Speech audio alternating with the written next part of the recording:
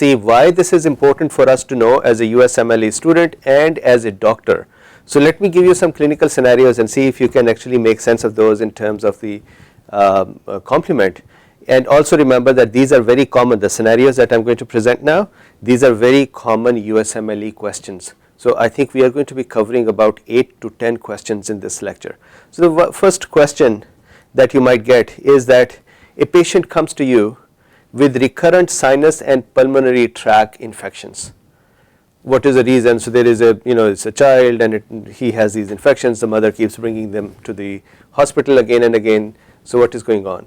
So maybe you are thinking about the spleen and maybe you are thinking about the immunoglobulins and so on. One important thing is this could be the deficiency of C3 complement factor. C3 complement deficiency actually causes recurrent sinus and pulmonary tract infections. We will talk about that today, that why is that C3 is actually responsible for encapsulated for the handling of opsonization of encapsulated bacteria and even making the membrane attack complexes, which we will talk about today. Similarly, if there is another question which says a patient comes to you who is experiencing or who is having recurrent Neisseria infections. So now what do we see? So encapsulated bacteria, Neisseria, so once again start thinking about macrophages in the spleen.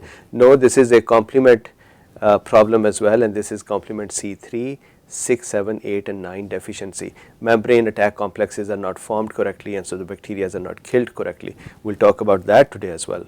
But this again is a clinical scenario and this is a question as well, very important clinical scenario.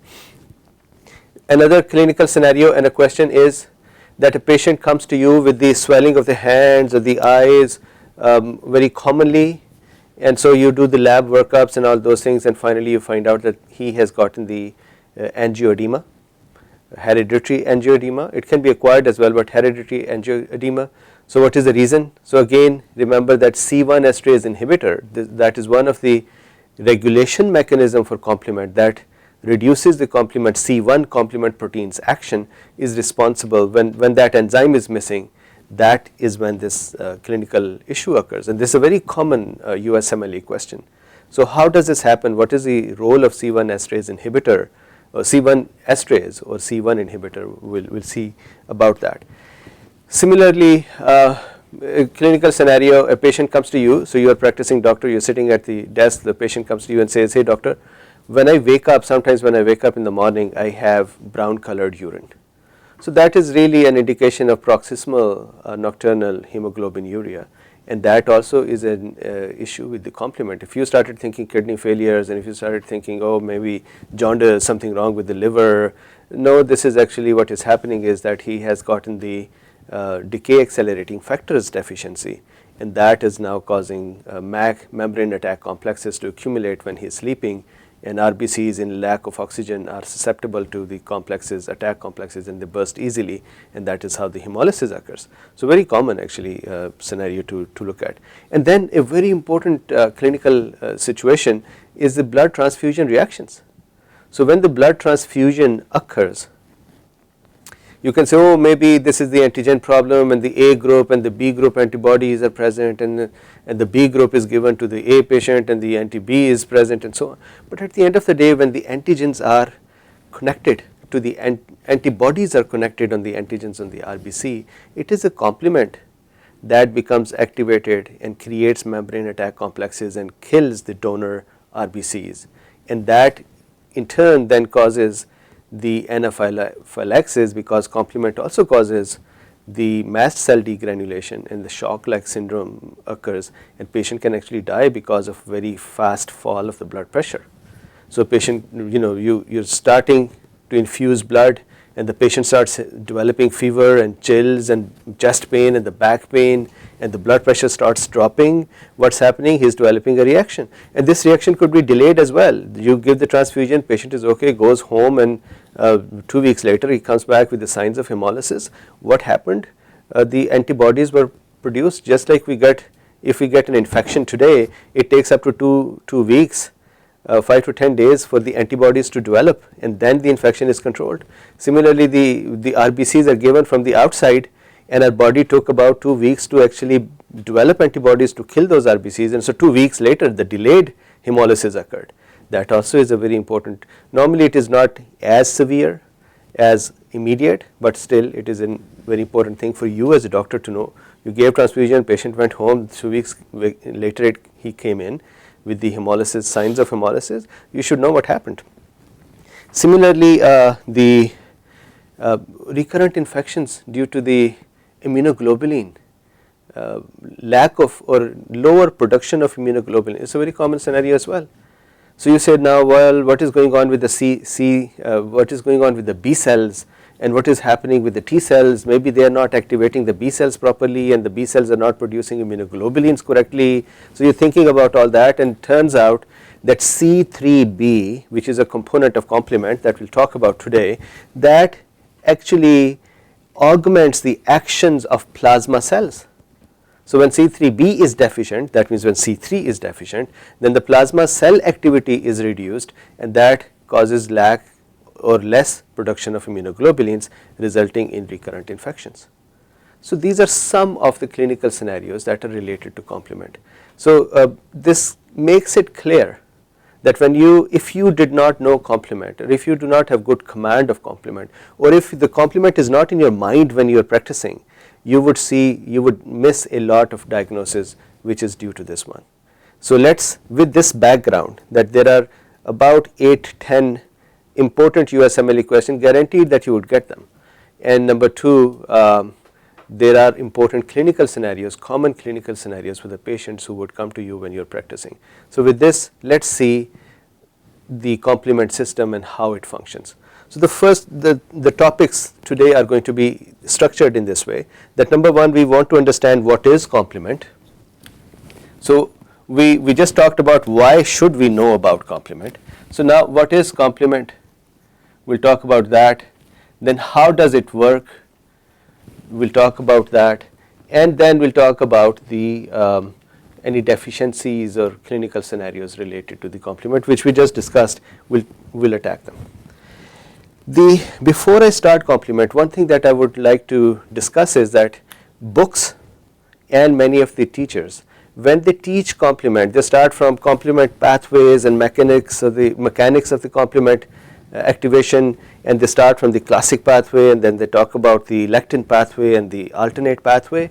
This is an incorrect way of understanding complement. We have been, since all of our immunology lectures, we have been talking very clearly that immunology or immune system has two mechanisms, primary mechanisms. We've been saying that immune system has innate arm and it has acquired arm. Innate arm is the one that defends right away without knowing what the pathogen is. It attacks the foreign material and tries to eliminate or clear it. Acquired arm is more, it is delayed, it takes a couple of weeks to understand what the foreign material is. It makes potions, it makes poisons that can only kill that particular antigen, and then it releases the antibodies and other cells to affect. The complement system actually takes part in both of those arms. There are complement pathways that are part of innate arm, and then there are complement pathways that are part of acquired arm. So number one, please remember that when a complement related topic comes up, you should know if a patient got attacked with some antigen for the first time, I'm saying it clearly here, first time, and the complement becomes active, that is a pathway that is innate arm, and it is an immediate reaction from the complement. On the other hand, if a patient receives some antigen, some streptococcus infection, repeat infection, and the patient already had the antibodies, and based on the antigen antibody complexes the complement became active, then that complement pathway is part of the acquired arm of the immune system. So immediate reaction, innate arm, delayed reaction by the complement, acquired arm. So blood transfusion reaction, immediate reaction, innate arm of the immune system triggering the component. However, 2 weeks later the patient comes with hemolysis, that is the acquired arm because the antibodies formed and caused the complement fixation. So keep this in mind. So when we would discuss, we will not start from the classic pathway, we will start from the innate because that occurs first, and then we will talk about the acquired because that occurs later. So if you understand the process in its chronological events, then it is easy to follow it because you can see what is happening. So let's go with that. First of all, what is the complement? So complement, I think all of you know, complement are proteins. They are proenzymes. So one thing which you must not forget, complements are proenzyme. They are proteins, proenzymes. That means normally they are present in the blood circulation. These are present in the blood circulation. These are complement. These are also present in the interstitial fluids, but usually these are not active because these are proenzymes. For them to become active, they normally need to be cleaved. They normally need to be broken up. And normally the broken up is a big chunk and a small chunk. In our nomenclature today, the big chunks are going to be called B part. So if it is complement 2, then the big chunk is going to be called C2B and the small chunk will be called C2A. So they are cleaved, they are split. Once these are split, then they become active. Mostly the A will be anaphylotoxins and chemotactic. So I remember them this way, that number 1 they cause anaphylaxis and number 2 they cause attraction, chemoattractants or chemotactic. B are beautiful and bitters. These are the ones which actually continue working within the immune pathway. So we'll talk about them, but important thing to remember is proenzymes that are present in the blood circulation and in the interstitial fluid all the time. Where are they produced? Normally they are produced by the liver. Why by the liver? Liver produces majority of the proteins. Are there proteins that are not produced by the liver? Yes, there are proteins that are not produced by the liver. For example, immunoglobulins are proteins that are not produced by the liver. Many cells produce their own protein for internal functions. GIT produces proteins for its own functions. So majority of the proteins are produced by the liver, and so are the complement systems. So there are 2 clinical cases right here, and these are USMLE questions too. One, a person who has cirrhosis of the liver, maybe alcoholic or maybe hepatitis B. What would happen to the health status infection? Well, he would produce less proteins, including less complement. And when there is less complement, we just talked about it, C3 deficiency would cause recurrent infections. So he would have difficulty handling the encapsulated bacteria. He would have difficulty handling the pathogens. So cirrhosis of the liver because of alcohol or hepatitis would actually reduce the proteins. Similarly, the other situation is kwashiorkor, where there is the person is malnutritioned. Liver is fine, but the person doesn't have enough substances, is not eating enough that he can make proteins, the liver can make proteins. In that case also the complement will be less, and when the complement is less, that person is going to become target of the recurrent infections because the pathogens will not be handled properly. So liver is an important organ to produce the complement. Complement proteins can also be produced by the macrophages and dendritic cells. So these are not all the macrophages in the body, but the macrophages where the infection is. So let's say this part of my body becomes infected and there are dendritic and macrophages cells that are sitting here. These cells locally make complement as well. However, the contribution of that complement is very insignificant because that amount is very less. Similarly, C1 complement factor is also made by the GIT cells, again primarily liver and then other parts of the body as well, they make complement. So that is the manufacturing of complement. Once the complement are made, these are released into the bloodstream. From the bloodstream they are released out into the interstitial fluid, and then they are present throughout the body. So that is one concept to understand about the complement. Now most of the complements are proenzymes and they need to be cleaved, as we said, to become active. Now remember this C1, so normally there are about 30 proteins, but the proteins that are more important for us are C1, 2, 3, 4, 5, 6, 7, 8 and 9. So these complement protein C1 and then 6, 7, 8 and 9, they do not become cleaved. They are not cleaved. They are not broken up. So that is one. So I remember them by this, that C1 saw 7, 8, 9. Remember there is a pathetic little joke that 7, 8, 9, why was 9 scared of 7? Because 7, 8, 9.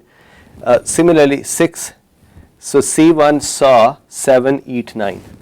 So these are the enzymes, or these are the complement factors that will not be cleaved. Now 6, 7, 8, 9 are not enzymes. Why? Because when they assemble together, they make a pore. When they come together with C5b, we'll talk about C5b in a second, but when C5b, 6, 7, 8, they assemble together. So let's say this is the assembly of 6, 7 and 8, 6, 7, 8, 6, 7, 8, 6, 7, 8. These proteins are then connected with each other by multiple C9s. Proteins, C9s, multiple C9s connect these proteins. The end result of this is that we end up having a channel formed. We end up having a channel formed. So this channel is made up of C5b and 7, 8, 9, multiple 9s and 6, 7 and 8. This channel gets inserted into a membrane. That is why it is called a membrane attack complex. This channel gets inserted into a membrane. When it gets inserted into a membrane, whatever cell it gets inserted in, the cell's substances would spill out because there is a hole in the cell now, and that would cause the lysis of the cell. So again, we'll talk about that later, but remember this, that 6, 7, 8 and 9 are not enzymes. They are part of making this mechanical pore that would cause the cell lysis. 2, 3, 4 and 5, when these are proenzymes, they normally break up into small and big pieces.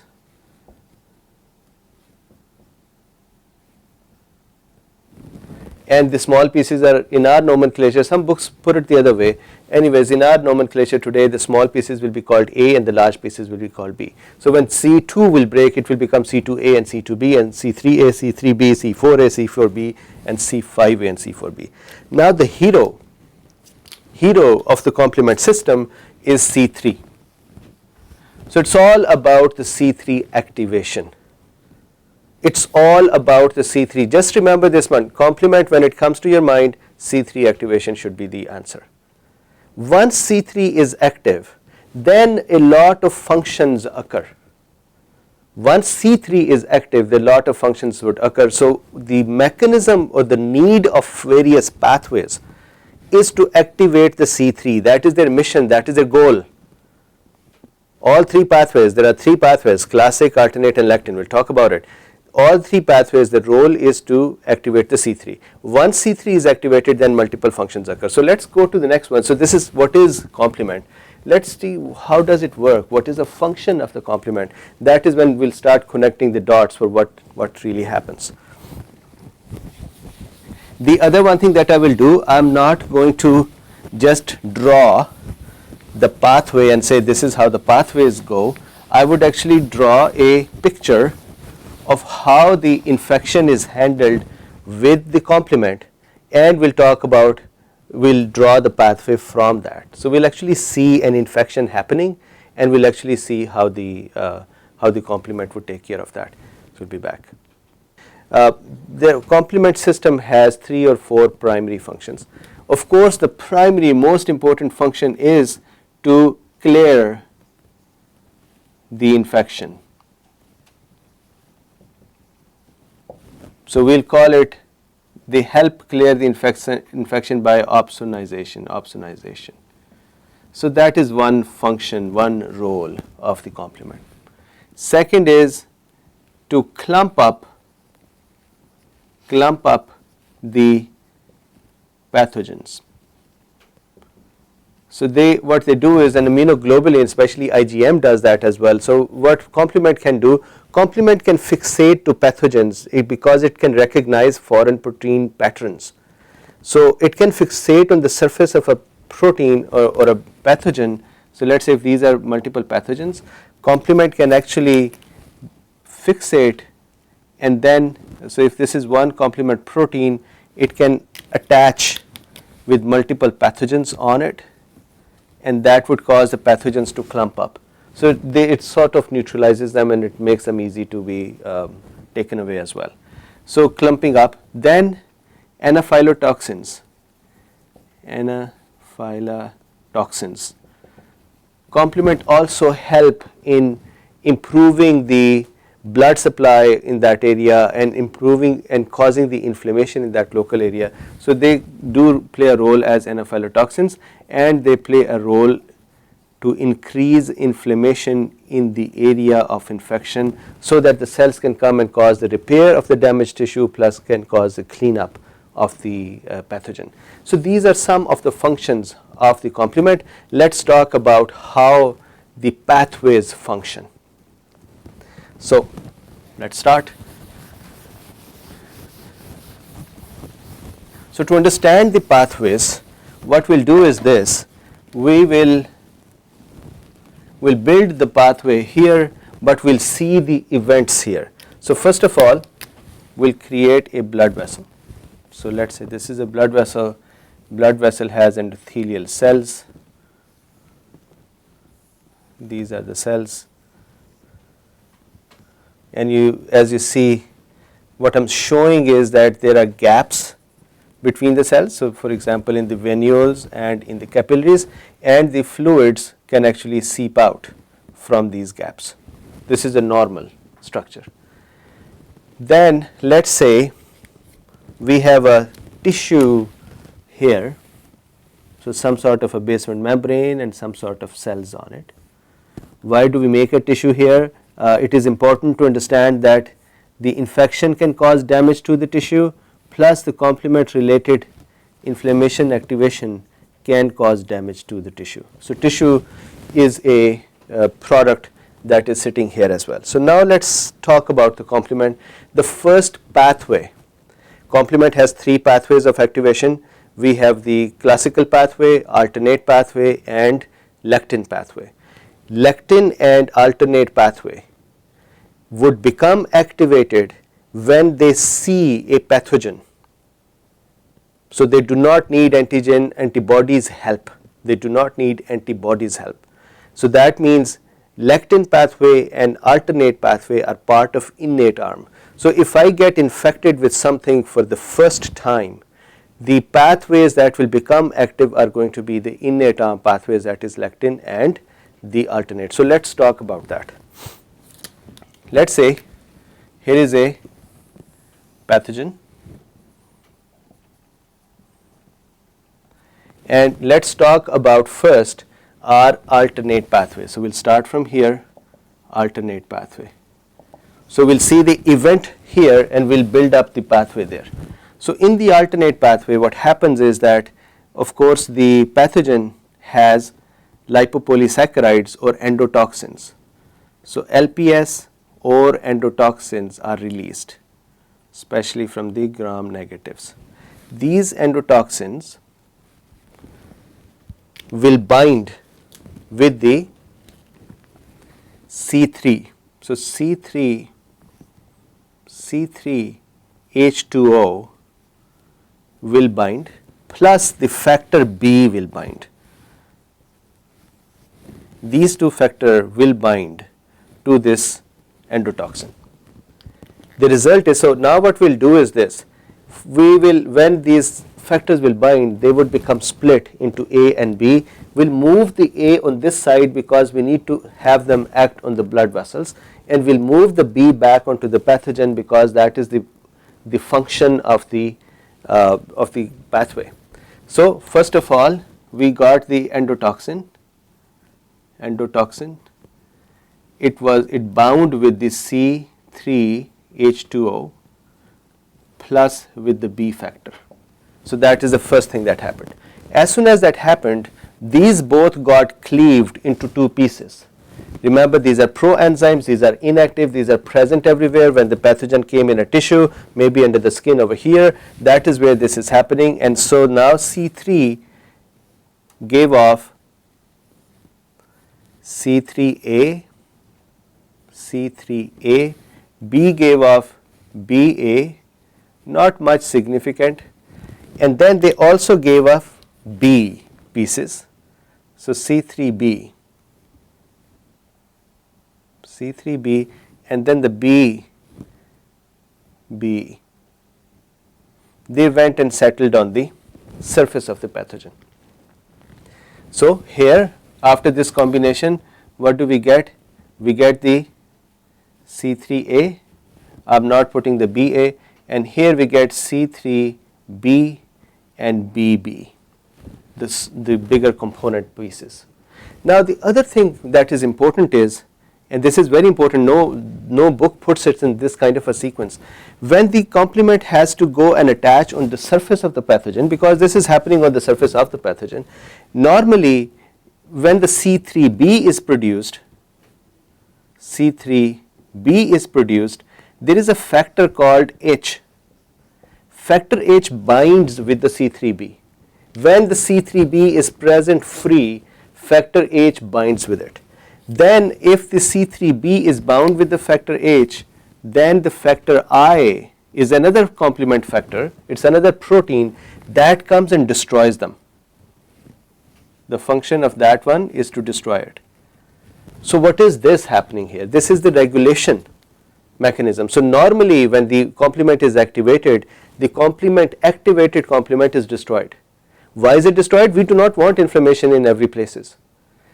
But in case of an actual pathogen, in case of an actual infection, there is so overwhelming production of the cleaved complement that these factors become overwhelmed.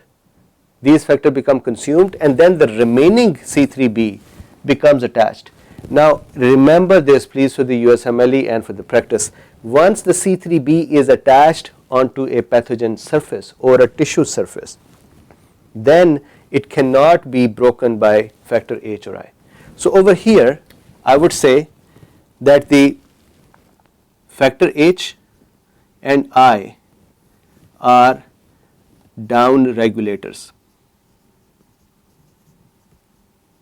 So how does the pathway continue beyond this point?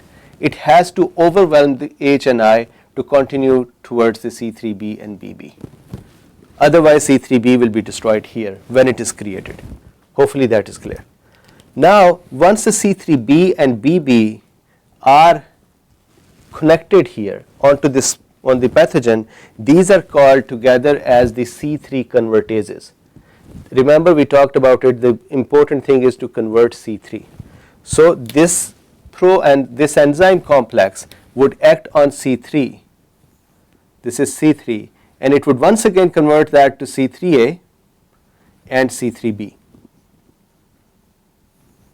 Now this C3b, this is the A, will now combine with this one. So now there is new C3b, this complex, when the C3 comes in contact with this complex, it creates another C3a and B.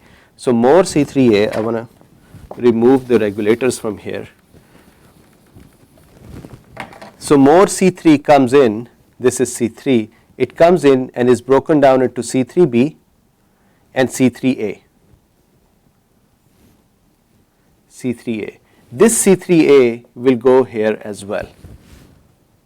So all anaphylotoxins will come towards the blood vessels, and they would number one do something to the endothelial cell, and number two they'll act on the mast cell. So we'll go there in a second. So now we've gotten C3b from here, original binding. We've gotten B from the original binding to the lipopolysaccharides and other substances from the bacteria. Now we've got a new C3 also that has become activated, and we got C3b. So we've got C3b, BB and C3b. So here is the final outcome, C3b from here, then BB from here, plus another C3b now.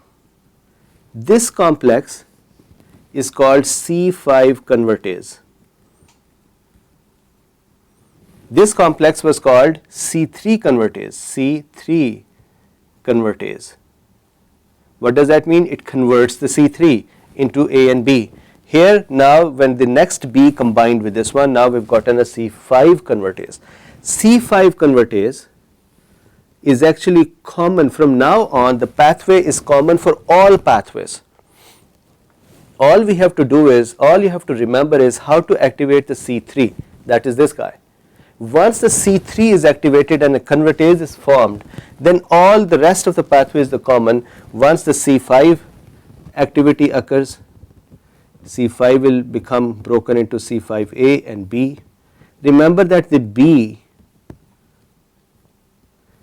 pieces would stay in the pathway, A pieces would keep separating. So C5B stays in the pathway, C5B would then combine with 6 and 7 and make C5B 6 and 7. That will then combine with 8 and 9 and make C5B 6, 7, 8, 9. This 6, 7, 8, 9 is called membrane attack complex. We talked about it. C5B 6, 7 and 8, they make the pore, and then multiple 9s, more than one proteins of 9, they come and join these, and finally this looks like a membrane attack complex. It goes into it punches a hole into the surface of the pathogen, and that causes the pathogen material to leak out and pathogen to become lysed or die. So this is one mechanism. So what happened here, once this complex was formed, that complex caused C5 to become activated, and so C5A separated. So this complex cleaved this. So how would it cleave it? C5 would be running around, bouncing around, and then it would come and attach here. Once it attaches here, this complex would attack and split it. The C5B part would stay here and A part would go away. So this comes here, the A part goes away, B part is here. Once the C5B is here, it would attract 7 and 8. Once C5B, 7 and 8 is present, these will attract, okay, I should have said 6 and 7 are attracted. Once they are there, then the 8 is attracted. Once that is there, then multiple 9 are attracted and a pore is formed. This pore will cause this is the membrane attack complex, and that would cause the pathogen destruction. Now what about these A's? We got in C3A here, we got in C5A here, we got in C3A here. What happens is that anaphylotoxins, that is why they are called A, C3A, 4A, C5A, we have not seen 4A yet, we will see that in another pathway. These are anaphylotoxins. So how do they work? What they do is they do two type of functions. One function is that they would act on mast cells to activate them. So once they act on the mast cell would degranulate.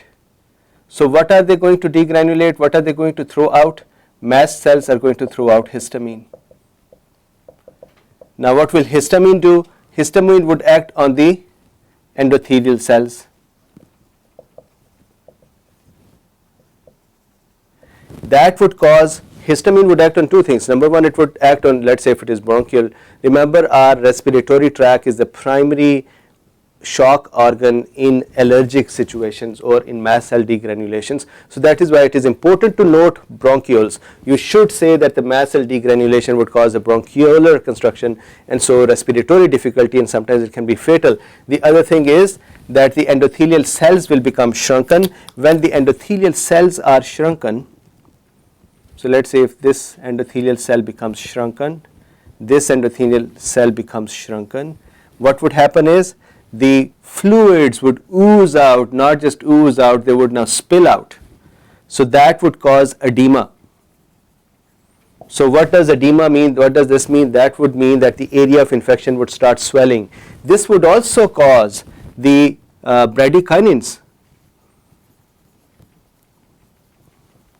to be released, and bradykinins would cause pain over there, right? So now we've gotten the edema and we've gotten the pain and swelling, so inflammation is starting. The other thing that A factors do, especially C5A, so remember 5A, so it is going to attract a cell with the 5-lobe nucleus. What is that? Neutrophil. So what would happen is that neutrophils will be called into action here. So we have a C3A and 5A both are potent chemotactic factors. C5A is more potent than 3A. So I remember it this way, that 5A has 5 lobes, so it is more potent, and 3A has 3 lobes and it is less potent. It is baby neutrophil it would call. So neutrophils are brought in. So mast cells are activated by A's, A for activators, so anaphylotoxins, and neutrophils are attracted, so A for attraction or chemotaxis. So neutrophil would come in and the local inflammatory reaction would start. That inflammatory reaction would actually help clear the pathogen out, but it would also cause the damage to the innocent cells, tissue cells back here. Okay, so this is the action of the activated complement system. Now let's continue. So this pathway was alternate pathway. How does this pathway get triggered? This pathway got triggered because of the endotoxins or because of the bacterial lipopolysaccharides and the substances. It is part of the innate system. It is not part of acquired system. This would get triggered. The complements would start binding without the need of antibodies. So we'll continue. The spleen in the clearing of encapsulated bacteria. So here is what happens. First of all, we need to have C3b or immunoglobulin coated on the surface of the pathogen, because encapsulated bacteria are normally slippery. They do not get caught by the cells easily. So one, we need to coat them so they become rough and we can catch them. Secondly, when these pathogens reach the spleen reduces the blood flow by about 4,000 times. That reduced blood flow allows the macrophages to grab onto these things. So macrophage has the receptor to catch the C3b coated pathogens, and once that slow blood flow goes through the spleen, macrophage would pick up the pathogen which are coated with the C3b and phagocytose them and destroy them. So please remember, this is called the reticuloendothelial system clearance of the encapsulated bacteria. That is why splenectomized patients have problems with the encapsulated pathogens, because they are not able to clear them in the spleen. So keep that in mind. C3b is a very important opsonizer, so is the IgG. Now let's continue going to the lectin. How does a lectin work? Most of the pathogens, that means bacteria, viruses, fungi and protozoas, they have mannose on their surface. So let's say we've gotten a mannose attached on the surface. We have a protein as part of the complement which is called mannose binding protein or mannose binding lectin. So this is a mannose binding lectin. So in the lectin pathway we need mannose on the bacteria pathogen.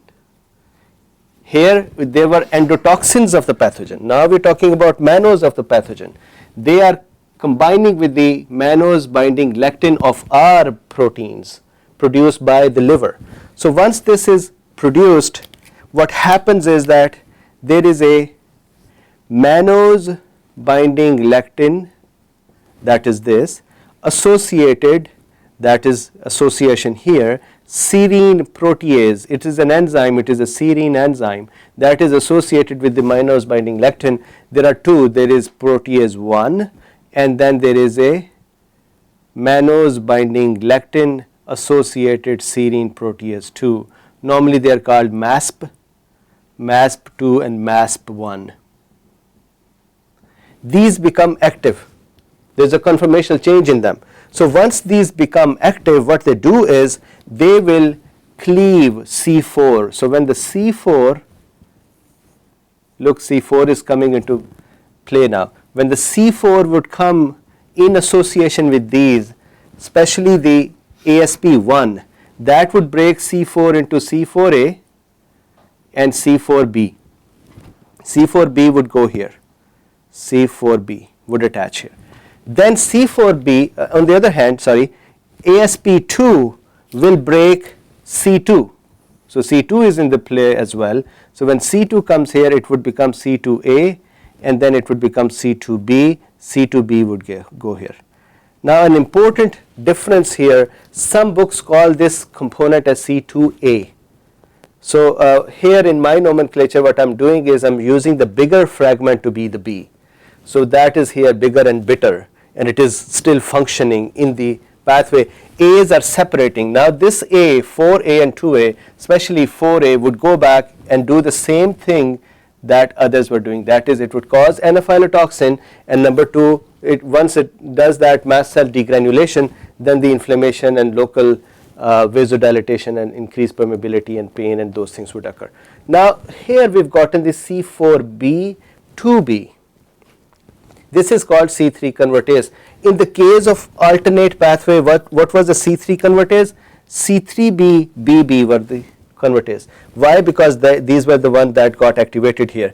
They converted C3B, C3B became attached, and now they were called the C5 convertase. C5 convertase then caused C5B and 6, 7, 8. The same thing is going to happen here. So what happened? This would cause C4A and C4B. I should write B here, C4A here. That is one effect. The second, and that is on the C4. The second effect is on C2. C2 will become, I should make C2 here, that would become C2B and C2A. Now C4B and C2B is called C3 convertase. So as you can see that C3 convertase, there are many types. C3BBB was a C3 convertase. Now C4B2B is also a C3 convertase. So what would that do? It will act the same thing. Now it will act on C3 and it would cause C3A, and it would cause C3B to be produced. Now C3B, I should have made the same exact way, so let me just do that. So C3 here, so this is C3B, C3A. See, they are converging now, they are becoming the same.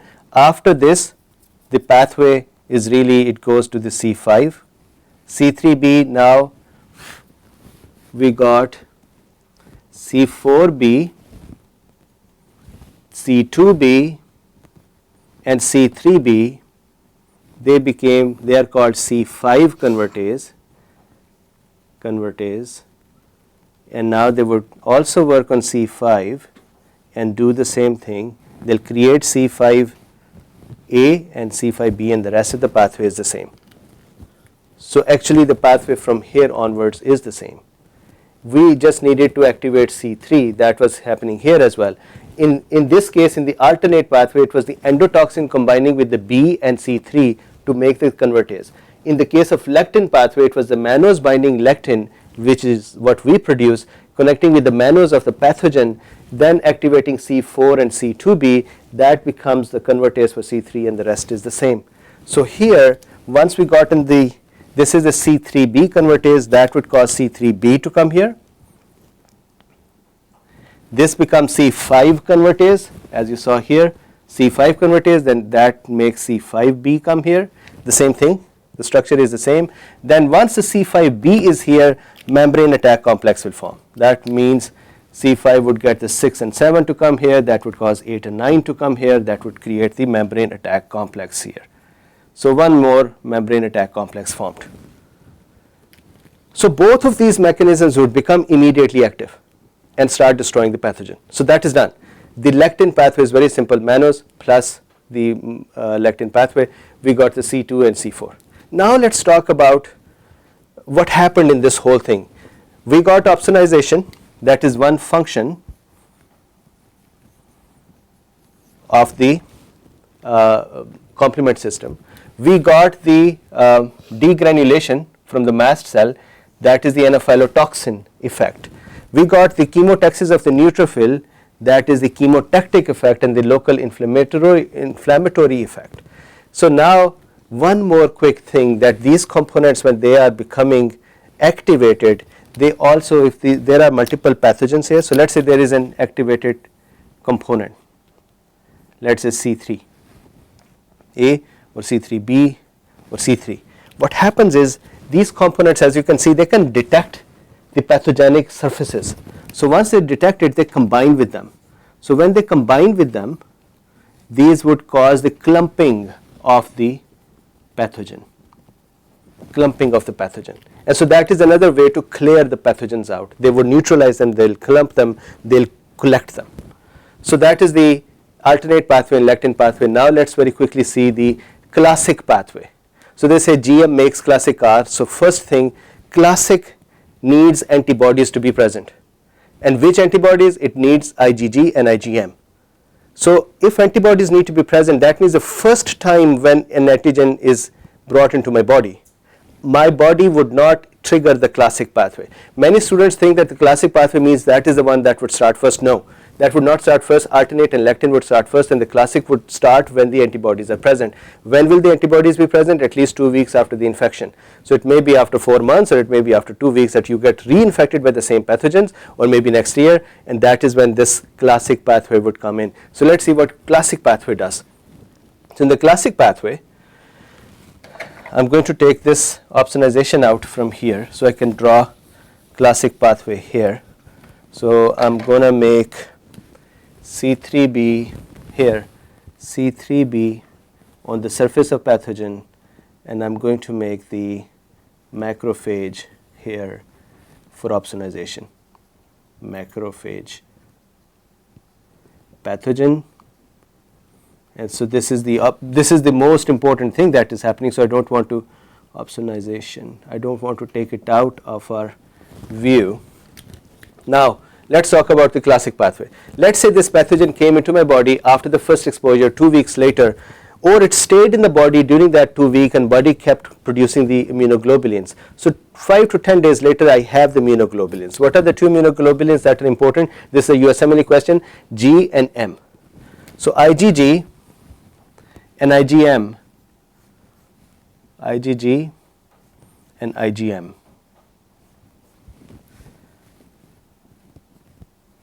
Now see, I put the IgGs together, but IgM is just one molecule. The reason for that is, this is again very important, the reason for that is that IgG has to be 2 molecule cross-linked to be able to activate the pathway.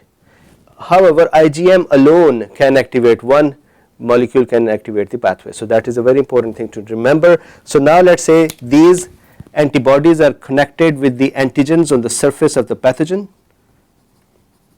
IgG and IgM. Now what happens is these will activate C1. So I'm going to go there and put the classic pathway here.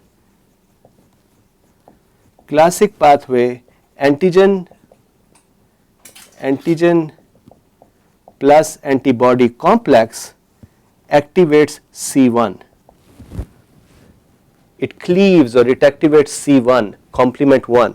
Complement 1 in turn, luckily, would do the same thing that lectin pathway does. It would cause C2b or C2 activation, and it would cause C4 activation. The rest is all the same. So now what does that mean? Let's look at the C1. This is a very common thing that is asked. C1 is actually 18 peptides. C1 has 3, it's a complex of enzymes. The enzymes are like this. It has a component called C1q.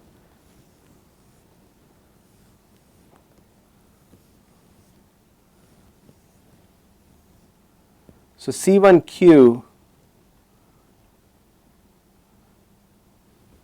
this is C1q. C1q has about 18 polypeptide substances. These would attach with the immunoglobulins. So here the C1qs would attach with the immunoglobulins, and if there are more, that is one. So C1q here as well. The C1q attaches to the Fc portion of the immunoglobulin. Now the question is, why does this not happen all the time? We have antibodies present in our body and we have complement present all the time in the body. It doesn't happen because antibody has to combine with an antigen to produce a conformational change in its Fc portion. So this is the Fc portion. Normally the antigen, the complement binding piece is hidden. it is blocked. But once an antigen connects with the antibody, that causes a conformational change and the doors open where C1q can engage. C1q can engage. So that is a very important thing. It is actually a question. So once a C1q has engaged, once there is a conformational change in the antibody and the antibody has revealed on the Fc portion the site where the C1q would attach, the C1q attaches there. C1q then has 4 more proteins, 2 C1s, 1s, 1s, and 2 Rs. So it is QRS, 2 Rs. So R and R. These become active once the C1q becomes attached to the antigen. That antigen is attached to the pathogen surface. So there is a complex of antigen and antibody. C1q became attached, that became active, and C1s becomes active. C1s becomes active. When C1s become active, what that does is that causes the cleavage of C4 and C2. So C4, when that comes in contact here with the S, it becomes C4a and C4b. Similarly, when C2 comes in contact with the C1s, it would become C2a and C2b. So this is the function of the S portions to activate or cleave the 4a and 4b. Now there is one important thing, very important thing. This system is also regulated. One protection is that the C1q will not become active until there is antigen and antibody complex and revealing the constant portion, revealing a complement activation area on the constant portion. That is one. Secondly, there is an enzyme called C1 esterase. C1 esterase. This enzyme, this is actually something that is deficient in hereditary angioedema. This enzyme causes the cleavage or causes inactivation of 1s and Rs. So this blocks the activation of the C1q's function. So how does then this function happen? What happens is there has to be enough antigens, pay attention to this one, there has to be enough antigen and there has to be enough antibodies that all the C1 esterase in that local area gets consumed, and even then there is more C1q activation, and that activation would start or trigger the pathway. So this pathway is not going to trigger if the C1 esterase is not overwhelmed. Okay, we'll continue in a second. Okay, so that is the role of the C1 esterase. So regulator of the classic pathway, who is the regulator? C1 esterase. Regulator of the alternate pathway, who is the regulator? H and I. There is another thing called protectin that also works with this thing, but the C1 esterase is a more important factor. Now let's see, we've gotten the C1q activated. Once the C1q is activated, that causes the C1s's to be activated. Once these are activated, then the C4 and C2 are cleaved. These create C4b, C2b, that is called a C3 convertase. Once a C3 convertase is there, that would activate the C3, and then the remaining pathway would start. Thank you very much. We'll start in a second.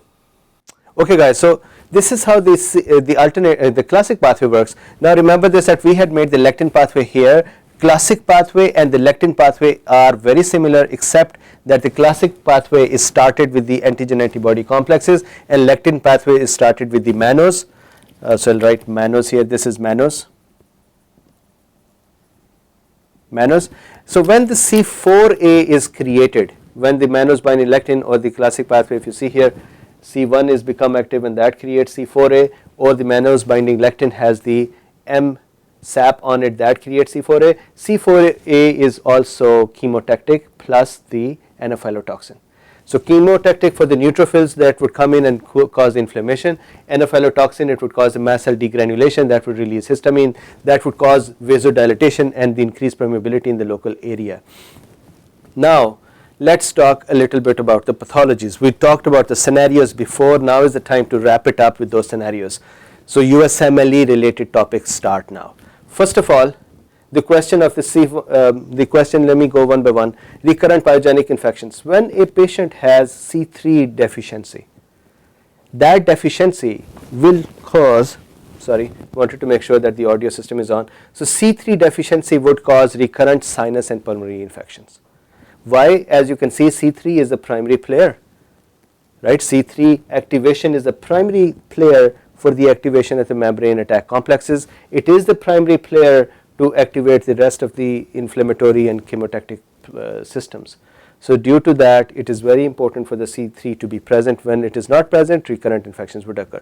The other thing about the C3b, so you saw the one role of the C3b, and that is opsonization. There is another role. C3b can act on plasma cells, so do not forget this. So this is a plasma cell, right? So these cells are big because they've gotten the antibodies. So C3b acts on the plasma cells, not on the B cell, active B cell, plasma cell. So active plasma cell have gotten the receptors for C3b, and these, once the C3b attaches to the plasma cell, that would cause increased release of immunoglobulins. This is very important concept. So once the C3b becomes attached to the plasma cells antibody release becomes augmented. That is why the patients who have C3b deficiency, they will have the problem with producing enough antibodies to handle the pathogens, and they would also have recurrent infections. So many times a patient with the recurrent infection has C3b deficiency, and so C3 deficiency. Now deficiency of C3 and 6, 7, 8, 9 would cause Neisseria infections. We also saw that the deficiency of the complement system in general would cause problems with the encapsulated bacteria, because these need to be taken care of by macrophages in the spleen. Now hereditary angioedema. Very quickly, let's talk about that. C1 esterase plays an important role. What happens is that C1q, so please don't forget this one, C1q, that is a classic pathway. Complement 1 has a tendency to become automatically activated. It becomes auto-activated. The C1 esterase is the one who stops it from becoming activated, or when it becomes activated, C1 esterase inhibits it. If a patient, so let's say I'm a patient who does have less C1 esterase, that is a hereditary condition, in that case C1q will become unnecessarily activated. When C1q will become unnecessarily activated, that would trigger the classic pathway, and it would activate C4b and 3b and so on. The problem with this is that membrane attack complexes would form, that would cause damage, and more importantly, the A factors, C4a, C3a, C5a, the A factors would cause mast cell degranulations, and the mast cell degranulations would cause histamine release and cause angioedema. So that is a very, very important factor, and that is why C1 esterase inhibitor is very important, and hereditary angioedema occurs due to that. Then we talked about the paroxysmal nocturnal hemoglobinuria. What happens in that case is that on the surface, so at night, well, let me back up and say this, one of the regulators for the complement system is decay accelerating factor. So I should put that here. So decay accelerating factor, DAF. Decay accelerating factor, what that does is, on a normal cell, when a membrane attack complex incorrectly sits down, the cell has decay accelerating factor, DAF. What that does is it inhibits the C3b formation, and it inhibits through protectin. There is a protein called protectin. It inhibits C9 activation. So in fact what it tries to do is it tries to remove this MAC from the surface. So every normal healthy cell has decay accelerating factor on it, that when the membrane attack complex sits on it, the factor removes the attack complex. The people who have a lack of decay accelerating factor, they will not be able to remove the MAC from their cells, and RBCs are the most common one that get in trouble. So at night when we are breathing slow and breathing less, our oxygen levels are less, RBCs are already fragile, and you know that they depend upon oxygen a lot for their integrity and actions.